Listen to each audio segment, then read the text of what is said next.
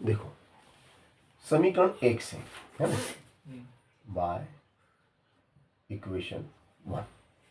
समीकरण 1 से क्या है भैया, देखिएगा x धन y बराबर 4। तो x को इधर ही रहने दो, ये धन का y उधर जाएगा तो हो गया ऋण का y, है ना, ये बन गया ऋण का y। ये समीकरण हो गई आपकी 3, इसको हमने नाम दे दिया समीकरण 3, ठीक है ना। ये आपकी समीकरण 3 बन चुकी है। अब इस समीकरण 3 की सहायता से हम टेबल बनाएंगे, y के मान अपनी इच्छा अनुसार हम रखते जाएंगे तो x के मान हमें मिलते जाएंगे, ठीक है ना भैया। तो ये हम यहाँ पे एक टेबल बना लेते हैं, है ना। ये यहाँ पे एक टेबल बनेगी भाई साहब आपकी,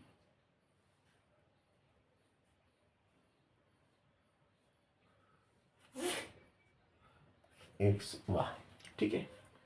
अब समीकरण 1 में देखो, समीकरण 3 में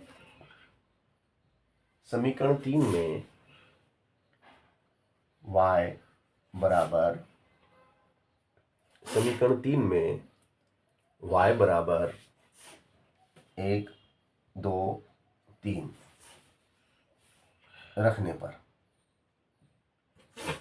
देखो y बराबर अपन क्या रखते हैं, पहले तो 1 रखेंगे, फिर 2 रखेंगे, फिर 3 रखेंगे। तो x बराबर क्या मिलेंगे, देखो ध्यान से देखिएगा। अगर y बराबर आपने क्या रखा, 1 रखा, क्या रखा, 1 रखा, तो यहाँ पे 1 आ जाएगा। देखो यहाँ 1 आ गया, तो 4 में से घटेगा 1, कितना बचेगा, 3।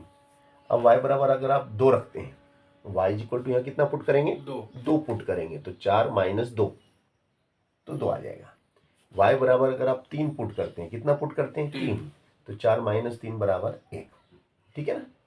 तो इस तरीके से ये मान आपके सामने आएंगे, ठीक है। 3 2 1, तो ये आप 1 रखा तो 3 आया, 2 रखा तो 2 आया, 1 रखा तो 3 आया, 3 रखा तो 1 आया। चलो ये टेबल नंबर 1 होगी, इसको आप बोल दो टेबल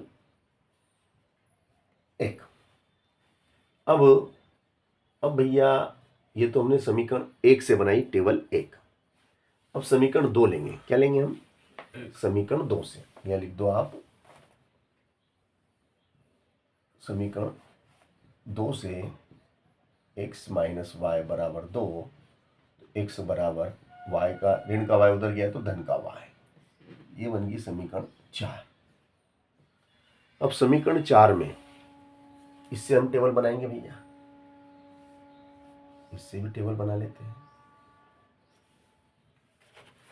है ना। यहाँ x और यहाँ y, ये हो जाएगी आपकी टेबल 2, इसको हम बोलेंगे 1 टेबल 2 3 4। अब समीकरण 4 में देखिएगा, अब आप एक्स वाई है, समीकरण 4 में y बराबर आप 1 रखते हैं, 2 रखते हैं, 3 रखते हैं, तब एक ना y बराबर ये 1 रखने 2 पर, 3, ये रखने पर क्या होता है, x बराबर क्या आते हैं, अगर मान लो आपने 1 रखा, y बराबर क्या रखा आपने, 1 रखा, तो x बराबर क्या हो जाएगा, 2 धन 1 बराबर 3, है ना।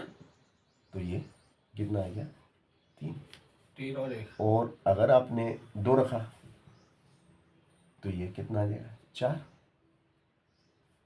और अगर आपने मान लो 3 रखा, 3 होगा तो 2 3 5, 3 रखा तो ये आ जाएगा 5, ठीक है ना। अच्छा इसमें ऐसे सिंपल है बस, है ना, ये मान आपने रख दिए। ऐसे ब्रैकेट बैठना सिंपल है, बस आपको समीकरण के हिसाब से रखना पड़ता है। अब इसका हमें ग्राफ खींचना है, हम्म, और ग्राफ खींच के x और y के मान निकाल निकाल ले।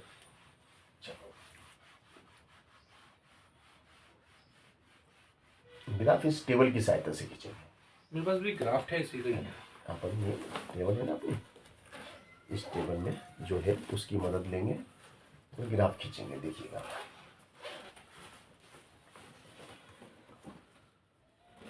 चलो ये देखो, ये आपकी ऊर्ध्वाधर रेखा है, ऊर्ध्वाधर रेखा को आप क्या बोलेंगे, ये वाली ग्राफ तो देखो, इसको आप y अक्ष बोलेंगे। ये वाली ग्राफ तो, हाँ यही वाली, हाँ देखो और ये आपकी क्षैतिज रेखा।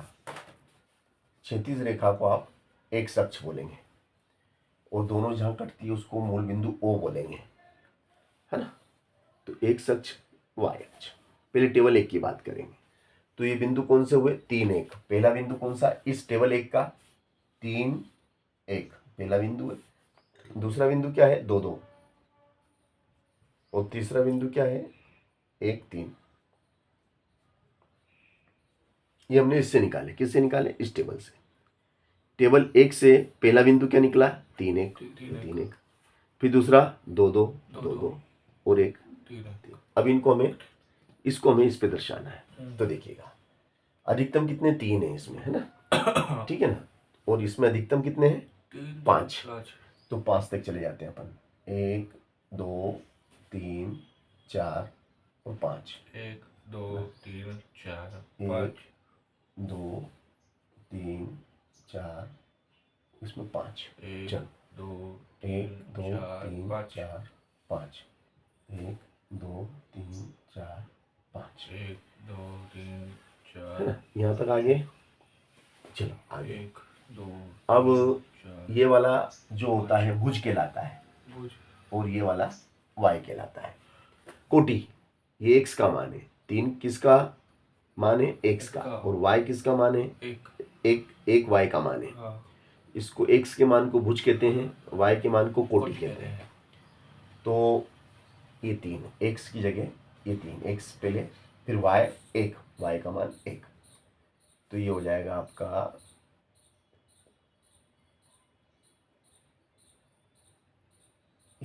ये बिंदु मिल गया। चलो फिर 3 1 हो गया, 2 2 फिर 2 2। तो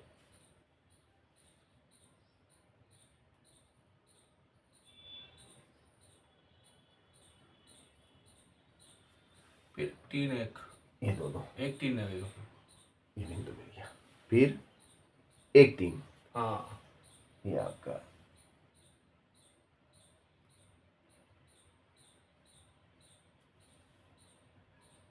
एक 3, हाँ है ना। ठीक है, हाँ है ना। अब एक रेखा खींच देंगे अपन। क्या खींचेंगे?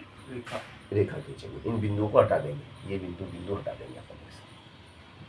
जैसे बिंदु चाहिए हमें तो ये रेखाएं हटा देंगे। हमें बिंदु चाहिए थे, बिंदु मिल गए। ये बिंदु हमने निकाले। अब इन तीनों को मिला देंगे, है ना। ये हमारा 1 बिंदु 2 बिंदु 3 बिंदु। अब इन्हें मिला दो।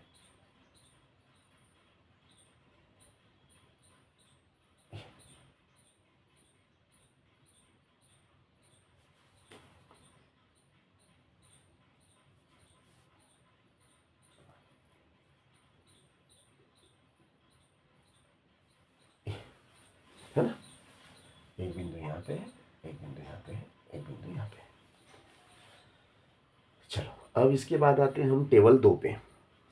तो 1 की तो बात होगी। अब टेबल 2 में क्या है? 3 1। टेबल 2 में भी 3 1 है, फिर 4 2 है, फिर 5 3 है ना। तो 3 1 तो यही वापिस आ जाएगा। 3 तो ये और 1 ये। चलो 3 1 हो गया। हाँ फिर 4 2 4 2 4 2 2 तो ये 4 और ये 2,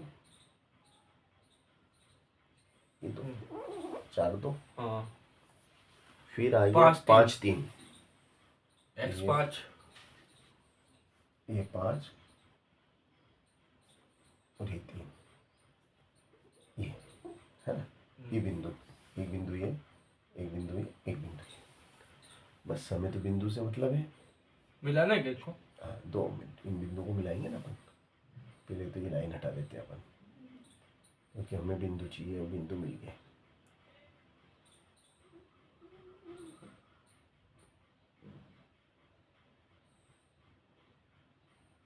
चलो, है ना। अब ये तीनों बिंदुओं को मिला दो।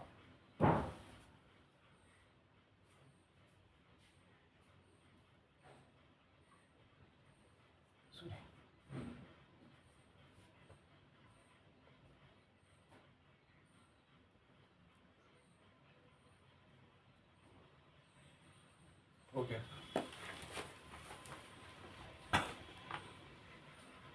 ये, दो के बाहर जा रहा है, दो पे जा रहा है ना।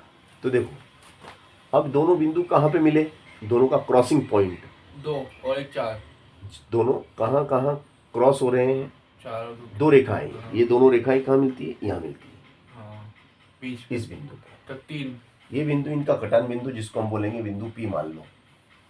3, एक्स का मान यहाँ पे 3 है और वाई का मान कितना है, एक। 1।